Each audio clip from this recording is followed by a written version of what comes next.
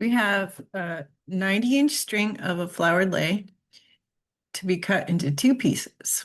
One piece will be shaped into a square and the other into an equilateral triangle. And we want to find the lengths of the two pieces that make the sum of the areas a minimum and also a maximum. So let's draw a diagram. So we're going to take this length, cut it into two pieces, and form a square and an equilateral triangle.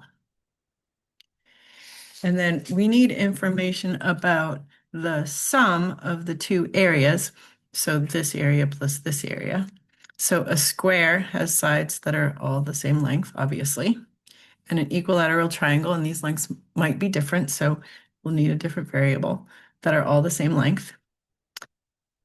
So the area of the square is x squared, side times side. And then we need to figure out the area of this. So let me drop a perpendicular. So this special right triangle here, I dropped a perpendicular, so that's a right angle. Equilateral triangles have angles of 60 degrees, so that's 60, so that makes this 30. So this is a 30, 60, 90 triangle. And this we split in half because everything's symmetrical. So this is length y over 2. I'm trying to get this height here, actually. So if you have a 30, 60, 90 triangle, the long leg is square root of 3 times the short leg. So this side will be the square root of 3 times y over 2. Okay, so the area of the triangle is 1/2 times the base, which is y, times the height, that's this height that we just figured out, is the square root of 3 over 2 times y. So the area of the triangle is the square root of 3 times 1 over 2 times 2. So the square root of 3 over 4, y times y is y squared.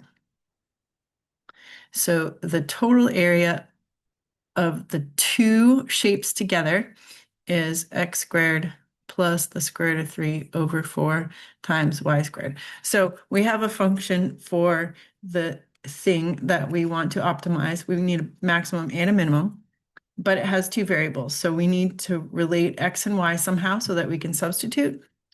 So we'll go back and we have 90 inches of string and we cut it up and we use it to form these shapes. So the 90 inches of string form the four sides of the square and the three sides of the triangle. So this relates them. So we need to solve this for one of the variables and substitute in here. It doesn't matter which one. I'm going to solve it for y. So 90 minus 4x equals 3y. Divide by 3. Y equals 90 minus 4x all over 3. So that would be 30 minus 4/3 x, and that's y. So now I have area is x squared plus square root of 3 over 4 times y squared, and y is 30 minus 4/3 x. And that was all squared. At this point, we have a function for area as a function of x, the width of the square. So now let's pause and talk about the domain. The square has to be greater than, the side has to be greater than or equal to 0. It could be equal to 0 because that would make all of the area in the triangle, which is fine. And the maximum it could be would be if all of the string was used on the square and none on the triangle, which would mean we would take all 90 inches and use it for the side. So that would be 90 over 4, and 90 over 4 is 22.5. So x is between 0 and 22.5. All right, we did the domain. We're going to take the derivative. I think it's easier to take the derivative right from here rather than trying to multiply this out.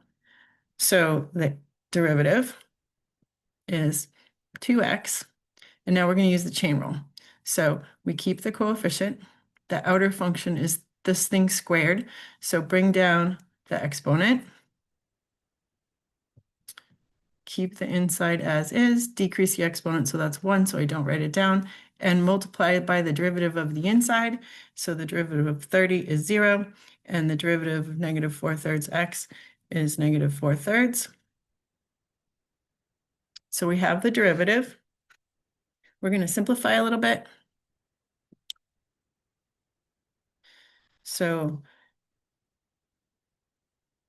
if I multiply the negative 4/3 by the square root of 3/4 times the 2, I get negative 2 square root of 3/3. And I didn't do anything to the inner function.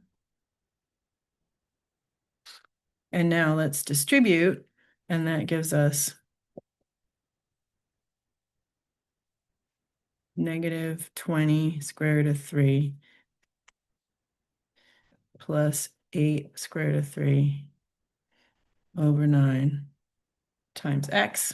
All right, now we're ready to find the critical values. So we'll set this equal to 0. I do have two x terms, but I'm going to combine those later. So I will add my constant term to both sides.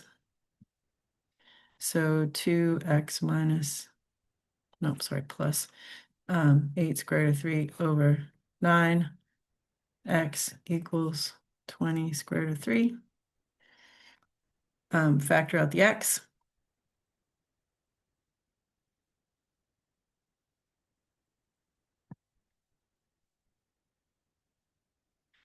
Divide by that constant, which I'm going to simplify at the end. So it would be 20 square root of 3 all over this big mess, which is 2 plus 8 square root of 3/9. Could have simplified it before, but if you do this all at once, this is definitely a calculator step. Be careful with parentheses. You get approximately x equals 9.79. So what we've done so far is we wrote an equation for the thing we want to optimize, which was the area. We made sure it was in one variable. Then we took the derivative. We found the critical values. And now we're going to make a table of values where we have x and then area, the original function. So with just the x's, so this one here. And we include the boundaries of the domain, so 0, our critical value, 9.79, and the other boundary of the domain, so 22.5. We plug those back into this area formula, definitely a calculator problem. So when you plug in 0 in the calculator, you get 389.71, and you plug in 9.79, you get 220.2. Plug in 22.5 and you get 506.25. All right, so now we're going to answer the two questions. So the two questions, A was find the lengths that would cause the sum of the areas to be a minimum. So the minimum area is, let's see, what's the smallest number? This one. So the minimum area is 220.2, and area is square units. So this was inches, so inches squared. And it occurs when x equals 9.79. Forgot what the number was, and that's inches. And then we also know, we need to know what y equals. So y equals, and in order to find the y, we can plug it into this equation that is solve for y, and do that in your calculator.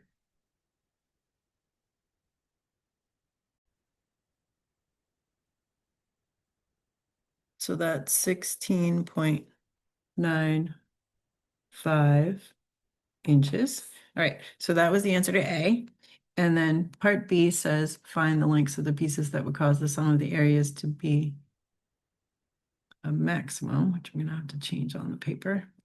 So the maximum area is this one, largest output, and that's 506.25 inches squared. That's area units. and that occurs when x equals 22.5. And I could do the calculation to find y, but I know y is going to be 0 because the 22.5 was the x value that gave all of the length of the lay to the square and none for the triangle. So I know that that occurs when y equals 0 inches. And why were we able to just do this and not check that we got a minimum or a maximum? It's because we had a closed interval. The domain was between 0 and 22.5 inclusive, so we did not need to check to make sure we had a maximum or a minimum.